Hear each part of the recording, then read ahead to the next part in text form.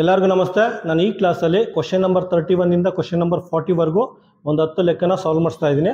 First question ನೋಡಿ. First question ಏನು ಕೊಟ್ಟಿದ್ದಾರೆ ಅಂದರೆ, ಒಬ್ಬ ಸುರೇಶ ಅಂತ ಇದ್ದಾರಂತೆ. ಅವ್ರದ್ದು ವರ್ಷದ ಇನ್ಕಮು ವಾರ್ಷಿಕ ಆದಾಯ 87,636 ರೂಪಾಯಿ ಅಂತೆ. ಒಂದು ವರ್ಷಕ್ಕೆ ಅವ್ರಿಗೆ ಸಂಬಳ 87,636 ರೂಪಾಯಿ ಅಂತೆ. ಅವ್ರದ್ದು ಪ್ರತಿ ತಿಂಗಳು ಎಷ್ಟು ಸಂಪಾದನೆ ಮಾಡ್ತಾರೆ, ಪ್ರತಿ ತಿಂಗಳು ಎಷ್ಟು ಸಂಬಳ ಬರುತ್ತೆ ಅಂತ ಕೇಳಿದ್ದಾರೆ. ಆಯ್ತಾ ನೋಡಿ, 87,636 ಅಂದರೆ ಚಿಕ್ಕ ಮಕ್ಕಳು 3ನೇ ಕ್ಲಾಸ್ ಮಕ್ಕಳಿಗೆ ಒಂದು ಸ್ವಲ್ಪ ಕಷ್ಟ ಅನಿಸುತ್ತೆ. ನೋಡಿ, ಅದನ್ನೇ ಸಿಂಪಲಾಗಿ ಎಕ್ಸ್ಪ್ಲೇನ್ ಮಾಡ್ತೀನಿ. ಒಂದು ವರ್ಷಕ್ಕೆ ಆಯಿತಾ 12,000 ಸಂಬಳ ಇರುತ್ತೆ ಅಂತ ತಿಳ್ಕೊಳ್ಳಿ, ಇಲ್ಲ 24,000 ಸಂಬಳ ಇರುತ್ತೆ ಅಂತ ತಿಳ್ಕೊಳ್ಳಿ. 24,000 ಸಂಬಳ ಇರುತ್ತೆ ಅಂತ ತಿಳ್ಕೊಳ್ಳಿ. ಆಯಿತಾ, ಒಂದು ವರ್ಷಕ್ಕೆ. ಇನ್ನೊಂದು ಯಾವುದೋ ಬೇರೆ ಥರ ಒಂದು ಎಕ್ಸಾಂಪಲ್ ತೊಗೊಂಡು ಈ ಕ್ವಶನ್ನ ಸಾಲ್ವ್ ಮಾಡೋಕ್ಕೆ ಮುಂಚೆನೇ ಇನ್ನೊಂದು ಚಿಕ್ಕದಾಗಿರೋ ಎಕ್ಸಾಂಪಲ್ ತೊಗೊಂಡು ಸಾಲ್ವ್ ಮಾಡ್ತಾ ಇದ್ದೀನಿ. ಆಯಿತಾ, ಒಂದು ವರ್ಷಕ್ಕೆ ಯಾರ್ದೋ ಒಬ್ಬ ವ್ಯಕ್ತಿದು 24,000 ರೂಪಾಯಿ ಸಂಬಳ ಅಂತ ತಿಳ್ಕೊಳ್ಳಿ, ಅಥವಾ ಆದಾಯ ಅಂತ ತಿಳ್ಕೊಳ್ಳಿ. ಒಂದು ತಿಂಗಳಿಗೆ ಎಷ್ಟು ಸಂಪಾದನೆ ಇವ್ರದ್ದು? ಒಂದು ತಿಂಗಳಿಗೆ ಸಂಪಾದನೆ ಎಷ್ಟು? ಯಾವ ರೀತಿ ಫೈಂಡ್ ಔಟ್ ಮಾಡ್ತೀರಾ? 1 ಇಯರ್ ಅಂದರೆ 12 ಮಂತ್ಸ್ ಗೊತ್ತಿದೆ ಎಲ್ಲರಿಗೂ. ಒಂದು ವರ್ಷ ಅಂದರೆ 12 ಮಂತ್ಸ್. ಆಯಿತಾ, 12 ತಿಂಗಳಿಗೆ 24,000 ರೂಪಾಯಿ ಸಂಬಳ. ಆಯಿತಾ, ಒಂದು ಮಂತ್ ಅಥವಾ ಒಂದು ತಿಂಗಳಿಗೆ ಎಷ್ಟು ಅಂದರೆ 24,000 ಡಿವೈಡೆಡ್ ಬೈ 12 ಇದೆಯಲ್ಲ, 12 ಕೆಳಗಡೆ ಹಾಕೊಳ್ಳಿ. ಆಯಿತಾ, 12 ತಿಂಗಳಿಗೆ 24,000 ರೂಪಾಯಿ ಸಂಪಾದನೆ ಆದರೆ ಒಂದು ತಿಂಗಳಿಗೆ 24,000 ಡಿವೈಡೆಡ್ ಬೈ 12, ಈ 12 ಕೆಳಗಡೆ ಹಾಕೊಳ್ಳಿ. ಆಯಿತಾ, ನೋಡಿ, 12 1 12 2 2 ಆದಮೇಲೆ 3 0 ಇದೆ, 2 ಆದಮೇಲೆ 3 0 ಇದೆ, 2 ಆದಮೇಲೆ 3 0 ಇದೆ, 2 ಆದಮೇಲೆ 3 0 ಅಂದರೆ ಪ್ರತಿ ತಿಂಗಳು ಅವ್ರಿಗೆ 2,000 ರೂಪಾಯಿ ಸಂಬಳ ಬರ್ತಾ ಇದೆ. ಅಥವಾ ಅವರ ಪ್ರತಿ ತಿಂಗಳ ಸಂಪಾದನೆ 2,000 ರೂಪಾಯಿ ಅಂತ ಕ್ಯಾಲ್ಕುಲೇಟ್ ಮಾಡ್ಬೋದು. ಆಯಿತಾ, ಇದೊಂದು ಸ್ವಲ್ಪ ದೊಡ್ಡದಾಗಿ ಕೊಟ್ಟಿದ್ದಾನೆ 87,636 ಅಂತ. ಇದನ್ನು ಇದೇ ರೀತಿ ಸಿಂಪ್ಲಿಫೈ ಮಾಡೋದು. ಆಯಿತಾ, ಒಂದು ವರ್ಷ ಅಂದರೆ ನಮಗೆಲ್ಲ ಗೊತ್ತಿದೆ. ಒಂದು ವರ್ಷ ಅಂದರೆ ಮೇಲೆ ಬರ್ಕೋತೀನಿ 12 ಮಂತ್ಸ್, 12 ಹೆಚ್ಚು ಬರಬೇಕಿಲ್ಲಿ 12 ಮಂತ್ಸ್. ಆಯಿತಾ, 12 ತಿಂಗಳಿಗೆ 87,636 ರೂಪಾಯಿ ಸಂಬಳ ಇದೆ. ಒಂದು ತಿಂಗಳಿಗೆ ಎಷ್ಟು ಅಂತ, ಒಂದು ಮಂತ್ಗೆ ಎಷ್ಟು ಅಂದರೆ 87,636 ಡಿವೈಡೆಡ್ ಬೈ 12. ಇದನ್ನು ಡಿವಿಷನ್ ಮಾಡಿ ನಿಮಗೆ ಪ್ರತಿ ತಿಂಗಳು ಸಂಪಾದನೆ ಗೊತ್ತಾಗುತ್ತೆ. ಆಯಿತಾ, ಇದನ್ನು ಫಸ್ಟ್ ನೋಟ್ ಮಾಡ್ಕೊಳ್ಳಿ. ನೋಟ್ ಮಾಡಿಕೊಂಡು ಅದಾದಮೇಲೆ ಇದನ್ನು ಸಾಲ್ವ್ ಮಾಡಿ. ಒಂದೇ ಕ್ವಶನಲ್ಲಿ 2 ಸಾಲ್ವ್ ಮಾಡಿಸ್ತಾ ಇದ್ದೀನಿ. ಫಸ್ಟ್ ಇದು ಅರ್ಥ ಇದೆ ಅಂದರೆ ಇದನ್ನು ಈಸಿಯಾಗಿ ಸಾಲ್ವ್ ಮಾಡ್ಬೋದು. ಆಯಿತಾ, ಇದೆಲ್ಲ ನೋಟ್ ಮಾಡ್ಕೊಳ್ಳಿ, ನಾನು ಅಳಿಸ್ತೀನಿ. ನಿಮ್ಗೆ ಬೇಕು ಅಂದರೆ ಹೇಳಿದ್ನಲ್ಲ, ಆನ್ಲೈನ್ ಟೀಚಿಂಗ್ದು ಅಡ್ವಾಂಟೇಜು ಅಂದರೆ 2 ನಿಮಿಷ ಹಿಂದೆ ಹೋಗ್ಬಿಟ್ಟು ಪುನಃ ಇದನ್ನು ನಾನು ಅಳಿಸಿರೋದನ್ನ ಬರ್ಕೋಬೋದು, ಅದು ಅಡ್ವಾಂಟೇಜ್. ಆಯಿತಾ, ಇದನ್ನು ಡಿವೈಡ್ ಮಾಡಿ. ಇದನ್ನು ಡಿವೈಡ್ ಮಾಡಿದ್ರೆ ಎಷ್ಟು ಬರುತ್ತೆ ಗೊತ್ತಾ ಆನ್ಸರು? 7303 ರೂಪೀಸ್ ಬರುತ್ತೆ ನಿಮಗೆ. ಅಂದರೆ ಅವ್ರಿಗೆ ಪ್ರತಿ ತಿಂಗಳು ಸಂಪಾದನೆ 7,303 ರೂಪಾಯಿ ಆಗುತ್ತೆ. ಆಯಿತಾ, ಆಪ್ಷನ್ ಏನು ಬರುತ್ತೆ? ಆಪ್ಷನ್ನು ನಮಗೆ ಬಿ ಬರುತ್ತೆ. ಆಯಿತಾ, ಬೇಕು ಅಂದರೆ ಡಿವೈಡ್ ಮಾಡಿ, ನೀವು ಹಿಂಗೆ ನಿಧಾನಕ್ಕೆ ಡಿವೈಡ್ ಮಾಡಿ. 87,636 ಆಯಿತಾ, ಡಿವಿಷನ್ ಮಾಡಿ. ಆಯಿತಾ, 12 7 ಎಷ್ಟಾಗುತ್ತೆ? 12 ಹೇಳಿ, 12 7 84 ಆಗುತ್ತೆ, 84 ಆಗುತ್ತೆ. ಆಯಿತಾ, ಇಲ್ಲಿ 3 ಉಳ್ಕೊಳ್ಳುತ್ತೆ. ಆಯಿತಾ, ನೆಕ್ಸ್ಟು 6ನ ಕೆಳಗಡೆ ತೊಗೊಬನ್ನಿ, 36 ಆಗುತ್ತೆ. 12 12 12 24, 12 3 36, 12 3 36. ಆಯಿತಾ, ಇವೆರಡು 0 ಆಗುತ್ತೆ. ನೆಕ್ಸ್ಟ್ ಏನು ಮಾಡಿ, 3ನ ಇಳಿಸ್ಕೊಳ್ಳಿ, ಅದು 12ಇಂದ ಡಿವೈಡ್ ಆಗಲ್ಲ. ಆಗೇನು ಮಾಡಿ, ಇದನ್ನು ಇಳಿಸ್ಕೊಳ್ಳಿ 6. ಆಯಿತಾ, ಒಟ್ಟಿಗೆ 2 ನಂಬರ್ ಇಳಿಸ್ಕೊಂಡಿದ್ರ, ಇಳಿಸ್ಕೊಂಡ್ರೆ ಇಲ್ಲೊಂದು 0 ಹಾಕೋಬೇಕು, ಒನ್ಸ್ ಅಗೇನ್ 12 3 36 0 0. ಆಯಿತಾ, ಈ ರೀತಿ ನಾವು ಕ್ಯಾಲ್ಕುಲೇಟ್ ಮಾಡ್ಬೋದು. 7303. ಆಯಿತಾ, ಕ್ವಶನ್ ನಂಬರ್ 31ಗೆ ಆಪ್ಷನ್ನು ಬಿ.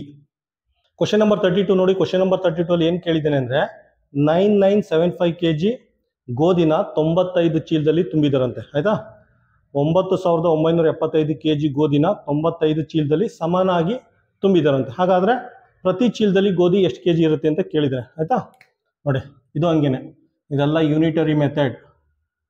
95 ಬ್ಯಾಗ್ಸಲ್ಲಿ ಗೋಧಿನ 95 ಬ್ಯಾಗ್ಸಲ್ಲಿ 9,975 kg ಗೋಧಿನ ತುಂಬಿದ್ದಾರೆ ಆಯಿತಾ. 95 ಬ್ಯಾಗಲ್ಲಿ 9,975 kg ಗೋಧಿನ ತುಂಬಿದ್ದಾರೆ. ಹಾಗಾದರೆ ಪ್ರತಿ ಬ್ಯಾಗಲ್ಲಿ ಎಷ್ಟು kg ಗೋಧಿ ಇದೆ ಅಂತ ಕೇಳಿದ್ದಾರೆ ಆಯಿತಾ. ಇದನ್ನ ಯೂನಿಟರಿ ಮೆಥಡ್ ಅಂತ ಹೇಳ್ತಾರೆ, ಕನ್ನಡದಲ್ಲಿ ಏಕಮಾನ ಪದ್ಧತಿ ಅಂತ ಹೇಳ್ತಾರೆ ಆಯಿತಾ.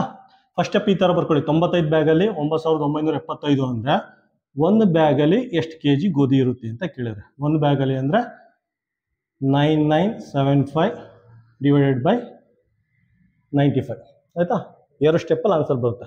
ಇದನ್ನು ಸಿಂಪ್ಲಿಫೈ ಮಾಡಿದ್ರೆ ನಿಮಗೆ ಫೈನಲ್ ಆನ್ಸರ್ ಬರುತ್ತೆ ಆಯಿತಾ. ಒಂದೊಂದು ಬ್ಯಾಗಲ್ಲಿ 105 kg ಗೋಧಿ ತುಂಬಿರ್ತಾರೆ. ಆಪ್ಷನ್ ಏನು ಬರುತ್ತೆ? ಆಪ್ಷನ್ ಎ ಆಯಿತಾ. ಒನ್ಸ್ ಅಗೇನ್ ಇದನ್ನು ಡಿವೈಡ್ ಮಾಡಿ. ನೀವೆಲ್ಲ 95 ಟೇಬಲ್ ಕಲ್ತಿರಲ್ಲ, ಸಾಮಾನ್ಯವಾಗಿ 20ವರೆಗೂ ಟೇಬಲ್ ಕಲ್ತಿರ್ತೀರ. ಅದಕ್ಕೇನು ಮಾಡಿ, ನೀವೆಲ್ಲ 9975ನ ಈ ರೀತಿ ಡಿವೈಡ್ ಮಾಡಿ. ನೋಡಿ 95 1 95 ಆಗುತ್ತೆ ಆಯಿತಾ. 9ರಲ್ಲಿ 5 ಕಳೆದ್ರೆ 4 ಆಯಿತಾ. ಪುನಃ ಇದನ್ನು ಕೆಳಗಡೆ ಇಳಿಸ್ಕೊಳ್ಳಿ, 47 ಆಗುತ್ತೆ ಆಯಿತಾ. 47 95ಇಂದ ಡಿವೈಡ್ ಆಗಲ್ಲ, ಅದಕ್ಕೇನು ಮಾಡಿ ಇದನ್ನು ಕೆಳಗಡೆ ಇಳಿಸ್ಕೊಳ್ಳಿ, ಇದನ್ನು ಕೆಳಗಡೆ ಇಳಿಸ್ಕೊಳ್ಳಿ ಆಯಿತಾ. ನೋಡಿ ಒಟ್ಟಿಗೆ 2 ನಂಬರ್ನ ಕೆಳಗಡೆ ಇಳಿಸ್ಕೊಂಡಿದ್ದೀರಾ, ಒಟ್ಟಿಗೆ 2 ನಂಬರ್ನ ಕೆಳಗಡೆ ಇಳಿಸ್ಕೊಂಡ್ರೆ ಇಲ್ಲೊಂದು 0 ಹಾಕಬೇಕು. ಸುಮಾರು ಮಕ್ಕಳು ಇದರಲ್ಲಿ ಮಿಸ್ಟೇಕ್ ಮಾಡ್ತಾರೆ. ಒಟ್ಟಿಗೆ 2 ನಂಬರ್ನ ಕೆಳಗಡೆ ಇಳಿಸ್ಕೊಂಡ್ರೆ ಇಲ್ಲೊಂದು 0 ಹಾಕಿ ಆಯಿತಾ. ನೆಕ್ಸ್ಟು 95 5 ಏನಾಗುತ್ತೆ? 475 ಆಗುತ್ತೆ ಆಯಿತಾ. 0 0 0 ಆಯಿತಾ. ಇದು ಕೋಶೆಂಟ್ ಅಥವಾ ಭಾಗಲಬ್ಧ ಆಯಿತಾ. ಬೇಕು ಅನ್ನೋ ಮಲ್ಟಿಪ್ಲೈ ಮಾಡಿ. 95 5 ಇದು ಮಲ್ಟಿಪ್ಲೈ ಮಾಡಿ ನಿಮಗೆ 475 ಬರುತ್ತೆ. ಇವೆಲ್ಲ ನೀವೆಲ್ಲ ಪ್ರಾಕ್ಟೀಸ್ ಮಾಡಬೇಕು. ನಾನೇನೋ ಡೈರೆಕ್ಟಾಗಿ ಬರೀತೀನಿ ಅಂದ್ಬಿಟ್ಟು ನೀವು ಡೈರೆಕ್ಟಾಗಿ ಬರೆಯೋಕ್ಕಾಗಲ್ಲ. ಇದೆಲ್ಲ ಸಾಲ್ವ್ ಮಾಡಿಬಿಟ್ಟು ನೀವು ಫೈನಲ್ ಆನ್ಸರ್ ಬರೀಬೇಕು. ಅರ್ಥ ಆಗ್ತಾ ಇದೆಯಾ? ನಾನು ಬರ್ದು ಅಂದ್ಬಿಟ್ಟು ನೀವು ಬರೀಬಾರ್ದು. ಎಕ್ಸಾಮಲ್ಲಿ ಏನು ಮಾಡ್ತೀರಾ? ಎಕ್ಸಾಮಲ್ಲಿ ನಾನೇನು ಪಾಠ ಮಾಡ್ತಾ ಇರ್ತೀನ. ಸೊ ಈ ಥರ ಬರೆದು ಆನ್ಸರ್ನ ಕ್ರಾಸ್ ವೆರಿಫೈ ಮಾಡಿಬಿಟ್ಟು ಬರೀಬೇಕು. ನಾನು ಒಂದೊಂದ್ಸಲ ಮಿಸ್ಟೇಕ್ ಮಾಡ್ತೀನಿ ಆನ್ಲೈನ್ ಪಾಠ ಮಾಡಬೇಕಾದ್ರೆ. ಮೈಂಡ್ ಎಲ್ಲೆಲ್ಲೋ ಅಕಸ್ಮಾತ್ ಇನ್ನೇನೋ ಯೋಚನೆ ಮಾಡ್ತಾರೆ. ಎಲ್ಲ ಮ್ಯಾಥ್ಸಲ್ಲಿ ಅದೊಂದು ಕೇರ್ಫುಲ್ ಆಗಿರಬೇಕು. ನಾವು ಮ್ಯಾಥ್ಸಲ್ಲಿ ಈಗ ಮಲ್ಟಿಪ್ಲಿಕೇಶನ್ ಡಿವಿಷನ್ ಎಲ್ಲ ಮಾಡಬೇಕಾದ್ರೆ, ಸಾಲ್ವ್ ಮಾಡಬೇಕಾದ್ರೆ ಇನ್ನೇನೋ ಯೋಚನೆ ಮಾಡ್ತಾರೆ ಆಯಿತಾ. ಇನ್ನೇನೋ ಒಂದು ಮನುಷ್ಯನ ಸಾಮಾನ್ಯವಾಗಿ ಚಿಕ್ಕ ಮಕ್ಕಳೇ ಆಗಿರಲಿ ದೊಡ್ಡವರೇ ಆಗಿರಲಿ ಒಂದಲ್ಲ ಒಂದು ಯೋಚನೆ ಮಾಡ್ತಾ ಇರ್ತೀವಿ. ಇಲ್ಲಿ ಕೂತ್ಕೊಂಡು ತಿನ್ನೋದ್ರ ಬಗ್ಗೆ, ತಿರುಗಾಡೋದ್ರ ಬಗ್ಗೆ ಏನಾದರೂ ಯೋಚನೆ ಮಾಡ್ತಾ ಇದ್ದಾವೆ ನಮ್ಮ ಚಿಕ್ಕ ಮಕ್ಕಳೆಲ್ಲ. ಸೊ ಅದನ್ನೆಲ್ಲ ಯೋಚನೆ ಮಾಡ್ತಾ ಇದ್ರೆ ಇವೆಲ್ಲ ಮಿಸ್ಟೇಕ್ ಆಗುತ್ತೆ. ಮಲ್ಟಿಪ್ಲಿಕೇಶನ್ ಡಿವಿಷನ್ ಎಲ್ಲ ಮಿಸ್ಟೇಕ್ ಆಗುತ್ತೆ. ಆದ್ದರಿಂದ ಕ್ರಾಸ್ ಚೆಕ್ ಮಾಡಿ. ನಾನೇ ಮಾಡಲಿ ಯಾರೇ ಮಾಡಿದ್ರು ಒಂದ್ಸಲ ಡೈರೆಕ್ಟಾಗಿ ಬರ್ದಿದ್ದೀನಿ ಅಂದ್ಬಿಟ್ಟು 95 5 475 ಡೈರೆಕ್ಟಾಗಿ ಬರ್ದಿದ್ದೀನಿ ಅಂದ್ಬಿಟ್ಟು ನೀವು ಬರೆಯೋಕೆ ಹೋಗ್ಬೇಡಿ. ನೀವು ಒಂದ್ಸಲ ಕ್ರಾಸ್ ವೆರಿಫೈ ಮಾಡಿಬಿಟ್ಟು ಆನ್ಸರ್ನ ಬರೀರಿ ಆಯಿತಾ. ಒಂಥರ ಸೆಲ್ಫ್ ಎವ್ಯಾಲ್ಯೂಟರ್ ಅಂತ, ನಿಮಗೆ ನೀವೇ ಟೀಚರ್ ಇದ್ದಂಗೆ ಆಯಿತಾ. ನಿಮ್ಮನ್ನು ಫಸ್ಟು ನೀವೇ ಕ್ರಾಸ್ ಚೆಕ್ ಮಾಡ್ಕೊಳ್ಳಿ. ಆ ಥರ ಮಾಡ್ಕೊಂಡ್ರೆ 95% ಇನ್ನೊಬ್ಬರು ನಿಮ್ಮನ್ನು ಕ್ವಶನ್ ಮಾಡೋಕ್ಕೆ ಬರಲ್ಲ. ಆ ರೀತಿ ನೀವು ರೆಡಿ ಆಗ್ತೀರಾ ಮುಂದೊಂದು ದಿನ ಆಯಿತಾ.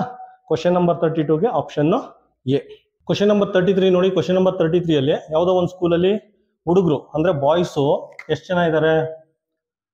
3764 ಜನ ಬಾಯ್ಸ್ ಇದ್ದಾರೆ ಆಯಿತಾ. 3764 ಜನ ಬಾಯ್ಸು ಹುಡುಗರು ಇದ್ದಾರೆ. ಗರ್ಲ್ಸ್ ಎಷ್ಟು ಜನ ಇದ್ದಾರೆ? ಗರ್ಲ್ಸ್ ಹುಡುಗಿರು 2375 ಜನ ಗರ್ಲ್ಸ್ ಇದ್ದಾರೆ ಆಯಿತಾ. ಫಸ್ಟ್ ಸೆಂಟೆನ್ಸಲ್ಲಿ ಇದನ್ನು ಕೊಟ್ಟಿದ್ದೇನೆ, ಈ ರೀತಿ ಬರ್ಕೊಳ್ಳಿ. ಹಾಗಾದರೆ ಆ ಶಾಲೆಯ ಒಟ್ಟು ದಾಖಲಾತಿ ಎಷ್ಟು? ಹಾಗಾದರೆ ಸ್ಕೂಲಲ್ಲಿ ಎಷ್ಟು ಮಕ್ಕಳಿದ್ದಾರೆ? ಟೋಟಲಾಗಿ ಎಷ್ಟು ಮಕ್ಕಳಿದ್ದಾರೆ ಅಂದರೆ ಏನು ಮಾಡಬೇಕು? ಇದನ್ನು ಆ್ಯಡ್ ಮಾಡಬೇಕು. ಬಾಯ್ಸು ಮತ್ತು ಗರ್ಲ್ಸ್ನ ಎರಡನ್ನೂ ಆ್ಯಡ್ ಮಾಡಬೇಕು. 5 4 9 6 12 13 13ಕ್ಕೆ 3 1 ಕ್ಯಾರಿ ಆಯಿತಾ. 7 3 10 11 1 1 3 3 6 ಅಂದರೆ ಟೋಟಲಾಗಿ ಆ ಸ್ಕೂಲಲ್ಲಿ ಎಷ್ಟು ಜನ ಮಕ್ಕಳಿದೆ? 6139 ಜನ ಮಕ್ಕಳಿದ್ದಾರೆ ಆಯಿತಾ. ಇದು ಫಸ್ಟ್ ಕ್ವಶನ್ನು, ಒಂದು ಪಾರ್ಟು. ಇದರಲ್ಲೇ ಒಂದೇ ಕ್ವಶನಲ್ಲಿ ಆಯಿತಾ, ಒಂದೇ ಪ್ರಾಬ್ಲಮಲ್ಲಿ 2 ಸಬ್ ಪಾರ್ಟ್ ಇದೆ. 2 ಕ್ವಶನ್ ಕೇಳಿದ್ದಾನೆ. ಫಸ್ಟ್ ಪಾರ್ಟ್ಗೆ ಆನ್ಸರ್ ಇದು 6139. ಈಗ ಸೆಕೆಂಡ್ ಪಾರ್ಟ್ ನೋಡಿ. ಸೆಕೆಂಡ್ ಪಾರ್ಟಲ್ಲಿ ಏನು ಕೇಳಿದ್ದಾನೆ ಆಯಿತಾ. ಸೆಕೆಂಡ್ ಪಾರ್ಟಲ್ಲಿ ಏನು ಕೇಳಿದ್ದಾನೆ ಅಂದರೆ ಆ ಶಾಲೆಯಲ್ಲಿ ಹುಡುಗಿಯರಿಗಿಂತ ಎಷ್ಟು ಜನ ಹುಡುಗರು ಜಾಸ್ತಿ ಇದ್ದಾರೆ ಅಂತ ಆಯಿತಾ. ಬಾಯ್ಸ್ಗಿಂತ ಗರ್ಲ್ಸ್ಗಿಂತ ಎಷ್ಟು ಜನ ಬಾಯ್ಸ್ ಜಾಸ್ತಿ ಇದ್ದಾರೆ ಅಂತ ಕೇಳಿದ್ದಾರೆ ಆಯಿತಾ. ಗರ್ಲ್ಸ್ ಹೋಲಿಸ್ಕೊಂಡ್ರೆ ಹುಡುಗರು ಎಷ್ಟು ಜನ ಜಾಸ್ತಿ ಇದ್ದಾರೆ ಅಂತ ಕೇಳಿದ್ದಾರೆ. ಹಾಗೇನು ಮಾಡಿ ಪುನಃ ಬರ್ಕೊಳ್ಳಿ. ಬಾಯ್ಸ್ 3764 ಆಯಿತಾ. ಗರ್ಲ್ಸ್ 2375. ಅವನೇನು ಕೇಳಿದ್ದಾನೆ? ಗರ್ಲ್ಸ್ಗಿಂತ ಬಾಯ್ಸು ಎಷ್ಟು ಜನ ಜಾಸ್ತಿ ಇದ್ದಾರೆ ಅಂತ ಕೇಳಿದ್ದಾನೆ. ಜಸ್ಟ್ ಮೈನಸ್ ಮಾಡಿ ನಿಮ್ಗೆ ಆನ್ಸರ್ ಸಿಗುತ್ತೆ. 14ರಲ್ಲಿ 5 ಅಂದರೆ 4 5 14, 14ರಲ್ಲಿ 5 ಅಂದರೆ 9, ಇದೇನಾಗುತ್ತೆ 5 ಆಗುತ್ತೆ. 15 15ರಲ್ಲಿ 7 ಅಂದರೆ 8 ಆಗುತ್ತೆ ಆಯಿತಾ. 15ರಲ್ಲಿ 7 ಅಂದರೆ 8 ಆಗುತ್ತೆ. ಇದೇನಾಗುತ್ತೆ 6 6ರಲ್ಲಿ 3 ಅಂದರೆ 3 ಆಗುತ್ತೆ, 3ರಲ್ಲಿ 2 ಅಂದರೆ 1 ಆಗುತ್ತೆ ಆಯಿತಾ. ಹುಡುಗಿರಿಗಿಂತ ಹುಡುಗರು ಗರ್ಲ್ಸ್ಗಿಂತ ಬಾಯ್ಸು 1389 ಜನ ಜಾಸ್ತಿ ಇದ್ದಾರೆ ಆಯಿತಾ. ಆಪ್ಷನ್ ಏನಾಗುತ್ತೆ, ಆಪ್ಷನ್ನು ಸಿ ಆಗುತ್ತೆ. ನೋಡಿ ಆಪ್ಷನ್ ಸಿ ಅಲ್ಲಿ ಏನು ಕೊಟ್ಟಿದ್ದಾನೆ, 6139 ಫಸ್ಟ್ ಕೊಟ್ಟಿದ್ದಾನೆ, 6139 ಫಸ್ಟ್ ಕೊಟ್ಟಿದ್ದಾನೆ. ಇದನ್ನು ಅದಾದಮೇಲೆ 1389 ಅಂತ ಕೊಟ್ಟಿದ್ದಾನೆ ಆಯಿತಾ. ಇದು ಫಸ್ಟ್ ಪಾರ್ಟ್ಗೆ ಆನ್ಸರ್, ಇದು ಸೆಕೆಂಡ್ ಪಾರ್ಟ್ಗೆ ಆನ್ಸರ್. ಸೊ ಆಪ್ಷನ್ ಏನಾಗುತ್ತೆ, ಆಪ್ಷನ್ ಸಿ. ಕ್ವಶನ್ ನಂಬರ್ 34 ನೋಡಿ. ಕ್ವಶನ್ ನಂಬರ್ 34 ಅಲ್ಲಿ ಏನು ಕೊಟ್ಟಿದ್ದಾನೆ ಅಂದರೆ, ಒಂದು ಸ್ಕೂಲಲ್ಲಿ ಕ್ಯಾಂಟೀನ್ ಇದೆಯಂತೆ. ಅಲ್ಲಿ ಮಧ್ಯಾಹ್ನ ಲಂಚ್ಗೆ ಊಟಕ್ಕೆ 45 ರೂಪಾಯಿ ಖರ್ಚಾಗುತ್ತಂತೆ. ಮಧ್ಯಾಹ್ನ ಊಟಕ್ಕೆ 45 ರೂಪಾಯಿ ಖರ್ಚಾಗುತ್ತಂತೆ. ಅದಾದಮೇಲೆ ಹಾಲಿಗೆ ಮಿಲ್ಕ್ಗೆ ಎಷ್ಟು ಖರ್ಚಾಗುತ್ತೆ, 23 ರೂಪಾಯಿ ಖರ್ಚಾಗುತ್ತಂತೆ ಆಯಿತಾ. ಪ್ರತಿದಿನ ಅಂದರೆ ಒಂದು ದಿನಕ್ಕೆ ಆ ಸ್ಕೂಲ್ ಕ್ಯಾಂಟೀನಲ್ಲಿ ಊಟ ಮಾಡಿದ್ರೆ ನಿಮಗೆ ಲಂಚ್ 45, ಮಿಲ್ಕು 23 ರೂಪಾಯಿ ಖರ್ಚಾಗುತ್ತೆ ಒಂದು ದಿನಕ್ಕೆ. ಟೋಟಲ್ಗೆ ಎಷ್ಟು ಖರ್ಚಾಗುತ್ತೆ, 5 3 8 4 2 6 ಆಯಿತಾ. ಒಂದು ದಿನಕ್ಕೆ 68 ರೂಪಾಯಿ ಖರ್ಚಾಗುತ್ತೆ ಆಯಿತಾ. ನೆಕ್ಸ್ಟ್ ಅವ್ರು ಕೇಳಿರೋದು ಕ್ವಶನಲ್ಲಿ, ಹಾಗಾದರೆ 28 ದಿನಕ್ಕೆ ಎಷ್ಟು ಖರ್ಚಾಗುತ್ತೆ ಅಂತ ಕೇಳಿದರೆ ಆಯಿತಾ. ನೋಡಿ ಒಂದು ದಿನಕ್ಕೆ 68 ರೂಪಾಯಿ ಖರ್ಚಾಗುತ್ತೆ. ಹಾಗಾದರೆ 28 ದಿನಕ್ಕೆ ಎಷ್ಟು ಖರ್ಚಾಗುತ್ತೆ, 28 ದಿನಕ್ಕೆ 68 ಇಂಟು 28 ಮಾಡಿ. 68 ಇಂಟು 28 ಮಾಡಿದ್ರೆ ಮಲ್ಟಿಪ್ಲಿಕೇಶನ್ ಮಾಡಿ ನೀವು 1904 ಅಂದ್ಬಿಟ್ಟು ನಾನು ಡೈರೆಕ್ಟ್ ಆನ್ಸರ್ ಬರೀತಾ ಇದ್ದೀನಿ. ನೀವು ಮಲ್ಟಿಪ್ಲೈ ಮಾಡಿಬಿಟ್ಟು ಕ್ರಾಸ್ ವೆರಿಫೈ ಮಾಡಬೇಕು, ಯಾಕಂದರೆ ನಾನು ಮಿಸ್ಟೇಕ್ ಮಾಡಿರ್ತೀನಿ. ಕ್ರಾಸ್ ವೆರಿಫೈ ಮಾಡಿಬಿಟ್ಟು ಆನ್ಸರ್ ಬರೀ ಆಯಿತಾ. 28 ದಿನಕ್ಕೆ 1904 ರೂಪಾಯಿ ಖರ್ಚಾಗುತ್ತೆ. ಆಪ್ಷನ್ ಏನು ಬರುತ್ತೆ, ಆಪ್ಷನ್ ಎ ಬರುತ್ತೆ. ಮತ್ತು ಕನ್ನಡ ಮೀಡಿಯಂ ಮಕ್ಕಳು ಇದನ್ನು ಕಮೆಂಟ್ ಮಾಡೋಕೆ ಹೋಗ್ಬೇಡಿ, ಸರ್ ಎಲ್ಲ ಇಂಗ್ಲೀಷಲ್ಲೇ ಬರಿತಾ ಇದ್ದೀರಿ ಅಂತ. ಇಂಗ್ಲೀಷಲ್ಲಿ ಏನಕ್ಕೆ ಬರಿತಾ ಇದ್ದೀನಿ ಅಂದರೆ, ಹೇಳಿದ್ನಲ್ಲ, ನೀವು ನವೋದಯ ಕ್ವಾಲಿಫೈ ಆಗ್ತಿರೋ ಬಿಡ್ತಿರೋ ಅದು ಸೆಕೆಂಡರಿ ಆಯಿತಾ. ನೀವು ಗ್ರಾಮೀಣ ಭಾಗದ ಮಕ್ಕಳು, ಕನ್ನಡ ಮೀಡಿಯಂ ಮಕ್ಕಳು ನೀವೇನು ಮಾಡಿ ಇವೆಲ್ಲ ಕಲ್ತಿರ್ಬೇಕು. ಲಂಚ್, LUNCH, ಲಂಚ್ ಅಂದರೆ ಊಟ, MILK ಮಿಲ್ಕ್ ಅಂದರೆ ಹಾಲು ಆಯಿತಾ. 1 ಡೇ 28 ಡೇ ನಾನು ಏನೇನು ಹೇಳ್ತಾ ಇದ್ದೆ ಪ್ರತಿಯೊಂದು ಇಂಗ್ಲೀಷಲ್ಲಿ ವಿತ್ ಸ್ಪೆಲ್ಲಿಂಗ್ ಪ್ರಾಕ್ಟೀಸ್ ಮಾಡಿದ್ರೆ ನಾನು ಪಾಠ ಮಾಡೋದು ಸಾರ್ಥಕ ಆಗುತ್ತೆ. ನೀವು ಹೇಳಿದ್ನಲ್ಲ ವಿಡಿಯೋ ನಂಬರ್ 1ರಿಂದ ಕೊನೆ ವಿಡಿಯೋವರೆಗೆ ಏನಾದ್ರು ನೋಡ್ತಾ ಇದ್ರೆ ನೀವು ಕನ್ನಡ ಮೀಡಿಯಂ ಮಕ್ಕಳು ಇಂಗ್ಲೀಷ್ ಮೀಡಿಯಂ ಮಕ್ಕಳಾಗಿರ್ತೀರ ಇಲ್ಲಿ ಈ ಕೋರ್ಸ್ ಮುಗಿಯೋಷ್ರೊಳಗಡೆ. ಆ ಗ್ಯಾರಂಟಿ ನಾನು ಕೊಡ್ತೀನಿ. ಅದಕ್ಕೆ ಪ್ರತಿಯೊಬ್ಬರು ಗ್ರಾಮೀಣ ಭಾಗದ ಮಕ್ಕಳು, ಕನ್ನಡ ಮೀಡಿಯಂ ಮಕ್ಕಳು ತಪ್ಪದಂತೆ ಪ್ರತಿಯೊಂದು ಇಂಗ್ಲೀಷಲ್ಲಿ ಪ್ರಾಕ್ಟೀಸ್ ಮಾಡಿ. ಅದು 2 ಲ್ಯಾಂಗ್ವೇಜಲ್ಲಿ ಕೊಟ್ಟಿದ್ದೀನಿ, ಅಲ್ಲಿ ನೋಡಿ ಅಲ್ಲಿ ಕ್ವಶನ್ನು 2 ಲ್ಯಾಂಗ್ವೇಜಲ್ಲಿದೆ ಆಯಿತಾ. ಸುಮ್ಮನೆ ಎಲ್ಲದಕ್ಕೂ ಕನ್ನಡ ಮತ್ತು ಕನ್ನಡದಲ್ಲಿ ಬರೀಬೇಕು ಅಂತ ನನ್ನನ್ನು ಇನ್ಸ್ಟಿಟ್ಯೂಟ್ ಮಾಡಬಾರ್ದು ಆಯಿತಾ. ನೀವೆಲ್ಲ ಕಲ್ತ್ಕೋಬೇಕು, ನೀವು ಕಲೀಲಿ ಅಂದ್ಬಿಟ್ಟು ಇದನ್ನೆಲ್ಲ ಈ ರೀತಿ ಬರೀತಾ ಇದ್ದು. ಆದ್ದರಿಂದ ಕನ್ನಡ ಮೀಡಿಯಂ ಮಕ್ಕಳು, ಗ್ರಾಮೀಣ ಭಾಗದ ಮಕ್ಕಳು ತಪ್ಪದಂತೆ ಎಲ್ಲ ವರ್ಡ್ನು ಇಂಗ್ಲೀಷಲ್ಲಿ ಕಲ್ತ್ಕೊಂಡ್ರೆ ವಿಡಿಯೋ ಈ ಕೋರ್ಸ್ ಮುಗಿಸೋಳಗೆ ಕನ್ನಡ ಮೀಡಿಯಂ ಮಕ್ಕಳು ಏನಾರು ಆಗಿದ್ರೆ ನೀವು ಇಂಗ್ಲೀಷ್ ಮೀಡಿಯಂ ಮಕ್ಕಳ ಆಗಿರ್ತೀರ. ಆ ಗ್ಯಾರಂಟಿ ನಾನು ಕೊಡ್ತೀನಿ ಆಯಿತಾ. ಕ್ವಶನ್ ನಂಬರ್ 34ಗೆ ಆಪ್ಷನ್ ಎ. ಕ್ವಶನ್ ನಂಬರ್ 35 ನೋಡಿ. ಕ್ವಶನ್ ನಂಬರ್ 35 ಏನು ಕೇಳಿದ್ದೇನೆ ಅಂದರೆ, ಒಬ್ಬರು ಟ್ಯಾಕ್ಸಿ ಡ್ರೈವರು ಸೋಮವಾರ ಅವ್ರ ಕಾರ್ಗೆ 45 ಲೀಟ್ರ್ ಪೆಟ್ರೋಲ್ ಹಾಕಿಸ್ತಾರಂತೆ ಆಯಿತಾ. ಒಬ್ಬ ಟ್ಯಾಕ್ಸಿ ಡ್ರೈವರು ಸೋಮವಾರ ಅಂದರೆ ಮಂಡೇ ಅವ್ರ ಕಾರ್ಗೆ 45 ಲೀಟರ್ ಆಯಿತಾ. ಕನ್ನಡ ಮೀಡಿಯಂ ಮಕ್ಕಳು ಹೇಳಿದ್ನಲ್ಲ, ಮಂಡೇ ಲೀಟರ್ ಇದೆಲ್ಲ ಸ್ಪೆಲ್ಲಿಂಗ್ ಸಮೇತ ಕಲ್ತಿರ್ಬೇಕು. ಒಬ್ಬ ಟ್ಯಾಕ್ಸಿ ಡ್ರೈವರು ಸೋಮವಾರ 45 ಲೀಟ್ರ್ ಪೆಟ್ರೋಲ್ನ ಅವ್ರ ಕಾರ್ಗೆ ಹಾಕ್ತಾರಂತೆ. ಅದಾದಮೇಲೆ ನೆಕ್ಸ್ಟ್ ಡೇ ಆಯಿತಾ, ನೆಕ್ಸ್ಟ್ ಡೇ ಮರುದಿನ 65, ನೆಕ್ಸ್ಟ್ ಡೇ ಹಂಗೆ ಬರೀತೀನಪ್ಪ, ನೆಕ್ಸ್ಟ್ ಡೇ ಮರುದಿನ, ನೆಕ್ಸ್ಟ್ ಡೇಸ್ ಅಲ್ಲ ನೆಕ್ಸ್ಟ್ ಡೇ ಅವ್ರ ಕಾರ್ಗೆ 65 ಲೀಟ್ರ್ ಪೆಟ್ರೋಲ್ ಹಾಕಿಸ್ತಾರಂತೆ. 65 ಲೀಟ್ರ್ ಪೆಟ್ರೋಲ್ ಹಾಕಿಸ್ತಾರಂತೆ ಆಯಿತಾ. ಫಸ್ಟು ಟೋಟಲಾಗಿ ಎಷ್ಟು ಲೀಟ್ರು ಪೆಟ್ರೋಲ್ ಹಾಕ್ಸಿದ್ದಾರೆ ಅಂತ ಫೈಂಡ್ ಔಟ್ ಮಾಡಿ. 5 5 10ಕ್ಕೆ 0 ದಶಕ 1. ಟೋಟಲಾಗಿ ಅವ್ರ ಕಾರ್ಗೆ 110 ಲೀಟ್ರ್ ಪೆಟ್ರೋಲ್ ಹಾಕಿದ್ದಾರೆ ಆಯಿತಾ. 2 ದಿನದಲ್ಲಿ ಟೋಟಲಾಗಿ 110 ಲೀಟ್ರ್ ಪೆಟ್ರೋಲ್ ಹಾಕ್ಸಿದ್ದಾರೆ. ಹಾಗಾದರೆ 1 ಲೀಟ್ರ್ ಪೆಟ್ರೋಲ್ಗೆ 87 ರೂಪಾಯಿ ಅಂತೆ. 1 ಲೀಟ್ರ್ ಪೆಟ್ರೋಲ್ಗೆ ಟೋಟಲಾಗಿ 87 ರೂಪಾಯಿ ಅಂತೆ ಆಯಿತಾ. ಅವರು ಟೋಟಲಾಗಿ 110 ಲೀಟ್ರ್ ಪೆಟ್ರೋಲ್ ಹಾಕ್ಸಿದ್ದಾರೆ. 110 ಲೀಟರ್ ಪೆಟ್ರೋಲ್ ಹಾಕ್ಸಿದಾರಂತೆ ಆಯಿತಾ. ಇದು 1 ಲೀಟ್ರ್ ಪೆಟ್ರೋಲು 87 ರೂಪಾಯಿ ಅಂತೆ. 1 ಲೀಟ್ರ್ ಪೆಟ್ರೋಲು 87 ರೂಪಾಯಿ ಅಂತೆ. ಟೋಟಲಾಗಿ ಅವರು 110 ಲೀಟ್ರ್ ಪೆಟ್ರೋಲ್ ಹಾಕಿದ್ದಾರೆ. ಹಾಗಾದರೆ ಟೋಟಲಾಗಿ ಎಷ್ಟು ಅಮೌಂಟ್ ಖರ್ಚು ಮಾಡಿದ್ದಾರೆ ಅಂತ ಕೇಳಿದ್ದಾರೆ. ಟೋಟಲಾಗಿ 110 ಲೀಟರ್ಗೆ ಎಷ್ಟು ಅಮೌಂಟ್ ಆಗಿದೆ ಅಂತ ಕೇಳಿದ್ದಾರೆ. ಜಸ್ಟ್ ಮಲ್ಟಿಪ್ಲೈ ಮಾಡಿ, 87 ಇಂಟು 110 ಮಾಡಿ, ನಿಮಗೆ 9570 ರೂಪೀಸ್ ಬರುತ್ತೆ ಆಯಿತಾ. ಟೋಟಲಾಗಿ 9570 ರೂಪಾಯಿ ಅವರು ಖರ್ಚು ಮಾಡಿದ್ದಾರೆ. ಆಪ್ಷನ್ ಏನು ಬರುತ್ತೆ ಇದಕ್ಕೆ? Option D. ಕ್ವಶನ್ ನಂಬರ್ 36 ನೋಡಿ. ಕ್ವಶನ್ ನಂಬರ್ 36 ಅಲ್ಲಿ ಏನು ಕೇಳಿದ್ದಾರೆ ಅಂದರೆ, ಒಬ್ರು ಒಂದು ಹೋಟೆಲ್ಗೆ ಬೆಳಿಗ್ಗೆ 37 ಲೀಟ್ರ್ ಹಾಲು ಹಾಕ್ತಾರಂತೆ. ಆಯ್ತಾ? ಬೆಳಿಗ್ಗೆ ಅಂದರೆ ಮಾರ್ನಿಂಗು ಒಂದು ಹೋಟೆಲ್ಗೆ 37 ಲೀಟರ್ ಹಾಲು ಹಾಕ್ತಾರಂತೆ ಮಾರ್ನಿಂಗು. ಮತ್ತು ಈವ್ನಿಂಗ್ ಸಾಯಂಕಾಲ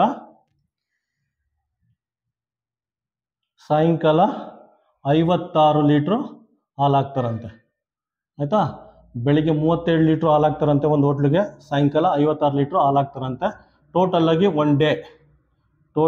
ಒನ್ ಡೇಗೆ ಎಷ್ಟು ಲೀಟ್ರ್ ಹಾಲು ಹಾಕ್ತಾರೆ ಅಂದರೆ ಇವೆರಡನ್ನೂ ಆ್ಯಡ್ ಮಾಡಿದ್ರೆ 13ಕ್ಕೆ 3 1 5 4 9 ಟೋಟಲ್ ಆಗಿ ಒಂದು ದಿನಕ್ಕೆ 93 ಲೀಟ್ರ್ ಹಾಲು ಹಾಕ್ತಾರಂತೆ. ಆಯಿತಾ? ಟೋಟಲ್ ಆಗಿ ಒಂದು ದಿನಕ್ಕೆ 93 ಲೀಟ್ರ್ ಹಾಲನ್ನ ಹೋಟೆಲ್ಗೆ ಹಾಕ್ತಾರಂತೆ. ಆಯಿತಾ? ಹಾಗಾದರೆ ನೋಡಿ, ಟೋಟಲ್ ಆಗಿ 93 ಲೀಟ್ರ್ ಹಾಲು ಹಾಕಿದ್ದಾರೆ ಒಂದು ದಿನಕ್ಕೆ. 1 ಲೀಟ್ರ್ ಹಾಲ್ಗೆ ಎಷ್ಟು ರೂಪಾಯಿ ಇದೆ? 46 ರೂಪಾಯಿ ಅಂತೆ. 1 ಲೀಟ್ರ್ ಹಾಲ್ಗೆ 46 ರೂಪಾಯಿ ಅಂತೆ. 1 ಲೀಟ್ರ್ ಹಾಲ್ಗೆ 46 ರೂಪಾಯಿ ಅಂತೆ. ಟೋಟಲಾಗಿ ಒಂದು ದಿನಕ್ಕೆ 93 ಲೀಟ್ರ್ ಹಾಲು ಹಾಕಿದ್ದಾರೆ. ಅಂದರೆ ಟೋಟಲ್ಗೆ ಎಷ್ಟು ಅಮೌಂಟ್ ಕೊಡಬೇಕು? ಅಂದರೆ ಜಸ್ಟ್ ಮಲ್ಟಿಪ್ಲೈ ಮಾಡಿ, 93 × 46ನ ಮಲ್ಟಿಪ್ಲೈ ಮಾಡಿ 4278 ರೂಪೀಸ್ ಕೊಡಬೇಕಾಗುತ್ತೆ. ಆಯಿತಾ? 4278 4278 ರೂಪೀಸು ಹಾಲಿಗೆ ಕೊಡಬೇಕಾಗುತ್ತೆ. ಆಪ್ಷನ್ ಏನು ಬರುತ್ತೆ?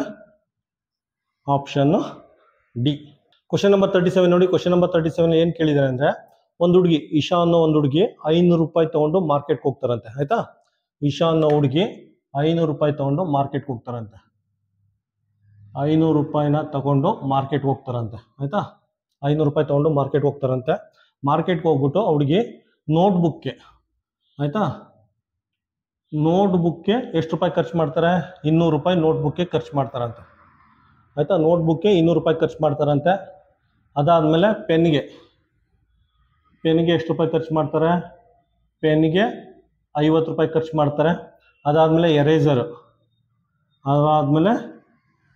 ಎರೇಸರ್ಗೆ ಎಷ್ಟು ರೂಪಾಯಿ ಖರ್ಚು ಮಾಡ್ತಾರೆ? ಎರೇಸರ್ಗೆ 25 ರೂಪಾಯಿ ಖರ್ಚು ಮಾಡ್ತಾರಂತೆ. ಅದಾದಮೇಲೆ ಇದು ಪೇಂಟ್ ಅಥವಾ ಬಣ್ಣದ ಪೆಟ್ಟಿಗೆಗೆ ಎಷ್ಟು ಖರ್ಚು ಮಾಡ್ತಾರೆ? ಪೇಂಟ್ಗೆ 75 ರೂಪಾಯಿ ಖರ್ಚು ಮಾಡ್ತಾರಂತೆ. ಮತ್ತು ಜಾಮಿಟ್ರಿ ಬಾಕ್ಸ್ಗೆ ಎಷ್ಟು ರೂಪಾಯಿ ಖರ್ಚು ಮಾಡ್ತಾರೆ? 125 ರೂಪಾಯಿ ಜಾಮಿಟ್ರಿ ಬಾಕ್ಸ್ಗೆ ಖರ್ಚು ಮಾಡ್ತಾರಂತೆ. ಆಯಿತಾ? ಒಂದು ಹುಡುಗಿ ಇಶಾನ ಹುಡುಗಿ ಮಾರ್ಕೆಟ್ಗೆ ಹೋಗ್ತಾರಂತೆ. 500 ರೂಪಾಯಿ ತೊಗೊಂಡು ಮಾರ್ಕೆಟ್ಗೆ ಹೋಗ್ತಾರಂತೆ. ಆಯಿತಾ?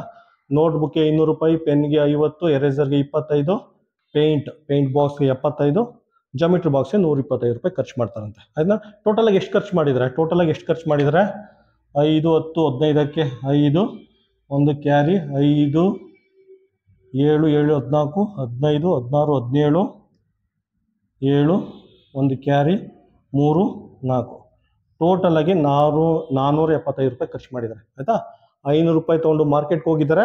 ಮಾರ್ಕೆಟ್ಗೆ ಹೋಗ್ಬಿಟ್ಟು 475 ರೂಪಾಯಿ ಖರ್ಚು ಮಾಡಿದ್ದಾರೆ. ಹಾಗಾದರೆ ಇಶಾ ಹತ್ರ ಎಷ್ಟು ಉಳಿತು? ಇಶಾ ಹತ್ರ ಬಾಕಿ ಅಮೌಂಟ್ ಎಷ್ಟು ಉಳಿತು ಅಂದರೆ ಜಸ್ಟ್ ಮೈನಸ್ ಮಾಡಿ, 475ನ ಮೈನಸ್ ಮಾಡಿ. ಆಯಿತಾ? ಇದೇನು ಡೈರೆಕ್ಟಾಗಿ ಹೇಳ್ಬೋದು 25 ರೂಪೀಸ್ ಅಂತ. ಆಯಿತಾ? ಇಶಾಗೆ ಎಷ್ಟು ರೂಪಾಯಿ ಉಳಿತು ಅಂದರೆ 25 ರೂಪಾಯಿ ಉಳಿತು. 500 ರೂಪಾಯಿ ತೊಗೊಂಡೋಗಿ 475 ರೂಪಾಯಿ ಖರ್ಚು ಮಾಡಿದರೆ ಅವ್ರ ಜೇಬಲಿಗೆ 25 ರೂಪಾಯಿ ಉಳಿದಿದೆ. ಆಯಿತಾ? ಅದನ್ನೇ ಕ್ವಶನ್ ಕೇಳಿಯೋದು. ಆಪ್ಷನ್ ಏನು ಬರುತ್ತೆ? Option B. ಕ್ವಶನ್ ನಂಬರ್ 38 ನೋಡಿ. ಕ್ವಶನ್ ನಂಬರ್ 38 ಏನು ಕೇಳಿದ್ದಾನೆ ಅಂದರೆ, ಆಯಿತಾ, ಯಾವುದೋ ಒಂದು ಟೀ ಪ್ಯಾಕ್ಗೆ 12 ರೂಪಾಯಿ ಖರ್ಚಾಗುತ್ತೆ. ಯಾವುದೋ ಒಂದು ಟೀ ಪ್ಯಾಕ್ ಇದೆ, ಆಯಿತಾ, ಬ್ರ್ಯಾಂಡ್ ಯಾವುದೋ ಒಂದು ಬ್ರ್ಯಾಂಡ್ ಇದೆ. ಒಂದು ಟೀ ಪ್ಯಾಕ್ಗೆ 12 ರೂಪಾಯಿ ಖರ್ಚಾಗುತ್ತಂತೆ. ಒಂದು ಟೀ ಪ್ಯಾಕ್ ಅನ್ಕೋತೀನಿ, PACK ಪ್ಯಾಕ್, ಆಯಿತಾ. ಒಂದು ಟೀ ಪ್ಯಾಕ್ಗೆ 12 ರೂಪಾಯಿ ಖರ್ಚಾಗುತ್ತಂತೆ. 12 ರೂಪಾಯಿ ಇದೆಯಂತೆ ರೇಟು ಅಥವಾ ಖರ್ಚಾಗುತ್ತಂತೆ. ಹಾಗಾದರೆ 8 ಟೀ ಪ್ಯಾಕ್ಗೆ ಎಷ್ಟು ಖರ್ಚಾಗುತ್ತೆ ಅಂತ ಕೇಳಿದೆ. ಒಂದು ಟೀ ಪ್ಯಾಕ್ಗೆ 12 ರೂಪಾಯಿ ಆದರೆ 8 ಟೀ ಪ್ಯಾಕ್ ಎಷ್ಟು? 12 × 8 ಮಾಡಿ. 12 × 8 ಎಷ್ಟಾಗುತ್ತೆ? 96. ಆಯಿತಾ? 8 ಟೀ ಪ್ಯಾಕ್ಗೆ 96 ರೂಪಾಯಿ ಖರ್ಚಾಗುತ್ತೆ. ಆಯಿತಾ? ಅದಕ್ಕೆ ಟೇಬಲ್ ನೀವೆಲ್ಲ ಹೇಳಿದ್ನಲ್ಲ 20ವರೆಗೂ ಕಲ್ತಿರ್ಬೇಕು. 20ವರೆಗೆ ಕಲ್ತಿದ್ರೆ ನಿಮ್ಮದು 100 ಒಂದು 50% ಇದು ಮಲ್ಟಿಪ್ಲಿಕೇಶನ್ ಮಾಡೋದು ತಪ್ಪುತ್ತೆ.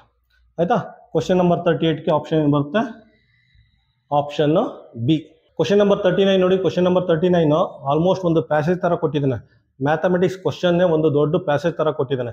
ಏನಕ್ಕೆ ಈ ರೀತಿ ಕೊಟ್ಟಿದ್ದಾನೆ ಅಂದರೆ, ಕೊಟ್ಟಿದ್ದೇನೆ ಇಲ್ಲ, ನಾನೇ ಕೊಟ್ಟಿರೋದು ಆಯ್ತಾ. ಏನಕ್ಕೆ ಈ ರೀತಿ ಕೊಟ್ಟಿದ್ದೀನಿ ಅಂದರೆ ನಿಮಗೆ ಲ್ಯಾಂಗ್ವೇಜ್ ಮೇಲೆ, ಭಾಷೆ ಮೇಲೆ ಗ್ರಿಪ್ ಎಷ್ಟಿದೆ ಅನ್ನೋದನ್ನ ಚೆಕ್ ಮಾಡೋಕ್ಕೋಸ್ಕರ ಈ ರೀತಿ ಕೊಟ್ಟಿರೋದು ಆಯ್ತಾ. ಸಾಮಾನ್ಯವಾಗಿ ಎಕ್ಸಾಮಲ್ಲೂ ಇದೇ ರೀತಿ ಕ್ವಶನ್ ಬರುತ್ತೆ ಆಯ್ತಾ. ಕ್ವಶನ್ ತುಂಬ ಸಿಂಪಲ್ ಆಗಿದೆ, ಅರ್ಥ ಮಾಡ್ಕೊಳ್ಳಿ. ಏನಿದೆ, ಒಂದು ಸ್ಕೂಲ್ ಇದೆಯಂತೆ, ಒಂದು ಸ್ಕೂಲಲ್ಲಿ 24 ರೂಮ್ಸ್ ಇದೆಯಂತೆ ಆಯ್ತಾ. ಯಾವುದೋ ಒಂದು ಸ್ಕೂಲಲ್ಲಿ 24 ರೂಮ್ಸ್ ಇದೆಯಂತೆ ಆಯ್ತಾ. ಯಾವುದೋ ಒಂದು ಸ್ಕೂಲ್ ಇದೆಯಂತೆ, ಆ ಸ್ಕೂಲಲ್ಲಿ ಟೋಟಲ್ ಆಗಿ 24 ರೂಮ್ಸ್ ಇದೆಯಂತೆ ಆಯ್ತಾ. ಅದು ಕೊಟ್ಟಿದೆ. ಅದಾದಮೇಲೆ ಪ್ರತಿಯೊಂದು ರೂಮಲ್ಲೂ ಆಯ್ತಾ, ಪ್ರತಿಯೊಂದು ರೂಮಲ್ಲೂ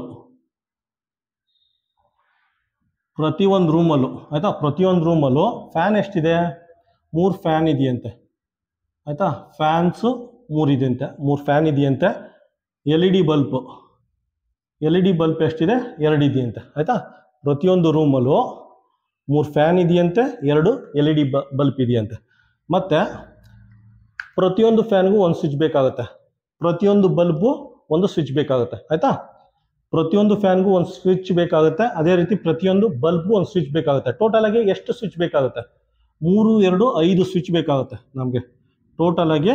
ಪ್ರತಿ ರೂಮ್ಗೆ SWITCH ಸ್ವಿಚ್ ಆಯ್ತಾ. ಪ್ರತಿಯೊಂದು ರೂಮಲ್ಲೂ 3 ಫ್ಯಾನು, 2 LED ಬಲ್ಪ್ ಇದೆ. ಟೋಟಲ್ ಆಗಿ 5 ಸ್ವಿಚ್ ಬೇಕಾಗುತ್ತೆ, ಟೋಟಲ್ ಆಗಿ 5 ಸ್ವಿಚ್ ಬರುತ್ತೆ. ಹಾಗಾದರೆ ಪೂರ್ತಿ ಸ್ಕೂಲಲ್ಲಿ 24 ರೂಮ್ ಇದೆ, 24 ರೂಮಿಂದ ಎಷ್ಟು ಸ್ವಿಚ್ ಬೇಕಾಗುತ್ತೆ, ಟೋಟಲ್ ಆಗಿ ಎಷ್ಟು ಸ್ವಿಚ್ ಬೇಕಾಗುತ್ತೆ ಅಂತ ಕೇಳಿದ್ದೇನೆ ಆಯ್ತಾ. ನೋಡಿ, ಒಂದು ರೂಮ್ಗೆ 5 ಸ್ವಿಚ್ ಬೇಕು ಅಂದರೆ 24 ರೂಮ್ಗೆ ಇಂಟು 5 ಮಾಡಿ, 24 ಇಂಟು 5 ಮಾಡಿ ಎಷ್ಟು ಬರುತ್ತೆ, 24 ಇಂಟು 5 ಮಾಡಿದ್ರೆ 120 ಸ್ವಿಚ್ ಬೇಕಾಗುತ್ತೆ ಆಯ್ತಾ. ಸ್ವಿಚಸ್ ಆಯ್ತಾ. 24 ರೂಮ್ಗೆ ಟೋಟಲ್ ಆಗಿ 120 ಸ್ವಿಚ್ ಬೇಕಾಗುತ್ತೆ ಆಯ್ತಾ. ಆಪ್ಷನ್ ಏನು ಬರುತ್ತೆ, ಆಪ್ಷನ್ ಎ. ಕ್ವಶನ್ ನಂಬರ್ 40 ನೋಡಿ. ಕ್ವಶನ್ ನಂಬರ್ 40 ಏನು ಕೇಳಿದಾರೆ ಅಂದರೆ 3 ಜನ ಫ್ರೆಂಡ್ಸ್ ಇದಾರಂತೆ, ರಾಮು, ರಾಹುಲ್, ರೋಹಿತ್ ಅಂದ್ಬಿಟ್ಟು 3 ಜನ ಫ್ರೆಂಡ್ಸ್ ಇದಾರಂತೆ ಆಯ್ತಾ. ಅವ್ರ ಹತ್ರ ಒಂದು ಬ್ಯಾಗ್ ಇದೆಯಂತೆ, ಒಂದು ಬ್ಯಾಗಲ್ಲಿ 74 ಗೋಲಿಗಳಿದೆಯಂತೆ ಆಯ್ತಾ. 74 ಗೋಲಿ ಇದೆಯಂತೆ ಒಂದು ಬ್ಯಾಗಲ್ಲಿ 74 ಗೋಲಿಗಳಿದೆಯಂತೆ ಆಯ್ತಾ. 74 ಗೋಲಿನ 3 ಜನ ಈಕ್ವಲ್ ಆಗಿ ಡಿಸ್ಟ್ರಿಬ್ಯೂಟ್ ಮಾಡ್ಕೊಂಡ್ರೆ, 74 ಗೋಲಿನ 3 ಜನ ಈಕ್ವಲ್ ಆಗಿ ಹಂಚ್ಕೊಂಡ್ರೆ ಒಬ್ಬೊಬ್ರಿಗೆ ಎಷ್ಟು ಸಿಗುತ್ತೆ ಅಂತ ಕೇಳಿದ್ದಾರೆ ಆಯ್ತಾ. ಈಕ್ವಲ್ ಡಿಸ್ಟ್ರಿಬ್ಯೂಷನ್, ಸಮನಾಗಿ ಹಂಚಿ ಅಂದರೆ ನೀವು ಕಣ್ಣು ಮುಚ್ಕೊಂಡು ಕೊಟ್ಟಿರೋ ನಂಬರ್ನ ಡಿವೈಡ್ ಮಾಡಿ ಆಯ್ತಾ. 74 ಗೋಲಿ ಇದೆ, 3 ಜನ ಈಕ್ವಲ್ ಆಗಿ ಹಂಚ್ಕೋತಾರಂತೆ. ಸೊ 74 ಡಿವೈಡೆಡ್ ಬೈ 3 ಅಂತ ಮಾಡಿ. ಈ ರೀತಿ ಹಂಚ್ಕೊಟ್ರೆ, ಈಕ್ವಲ್ ಆಗಿ ಹಂಚ್ಕೊಂಡ್ರೆ ಎಷ್ಟು ಮಾರ್ಬಲ್ಲು ಎಕ್ಸ್ಟ್ರಾ ಉಳಿಯುತ್ತೆ ಅಂತ ಕೇಳಿದ್ದಾನೆ ಆಯ್ತಾ. ಈ ರೀತಿ ಹಂಚ್ಕೊಂಡ್ರೆ ಎಷ್ಟು ಮಾರ್ಬಲ್ಲು ಎಕ್ಸ್ಟ್ರಾ ಉಳಿಯುತ್ತೆ ಅಂತ ಕೇಳಿದ್ದಾನೆ ಆಯ್ತಾ. ಜಸ್ಟ್ ಡಿವಿಷನ್ ಮಾಡಿ, 3 ಇಂದ 74ನ ಡಿವೈಡ್ ಮಾಡಿ. 3 2s 6, 1 ಆಯ್ತಾ. 4 ಕೆಳಗಡೆ ಬಂತು ಆಯ್ತಾ. 3 4s 3 4 12 ಆಯ್ತಾ. ಅಂದರೆ ಒಬ್ಬೊಬ್ರಿಗೆ 24 ಗೋಲಿ ಸಿಕ್ತು. 3 ಜನ ಇದಾರಲ್ಲ, 3 ಜನದಲ್ಲಿ ಒಬ್ಬೊಬ್ರಿಗೆ 24 ಗೋಲಿ ಸಿಕ್ತು.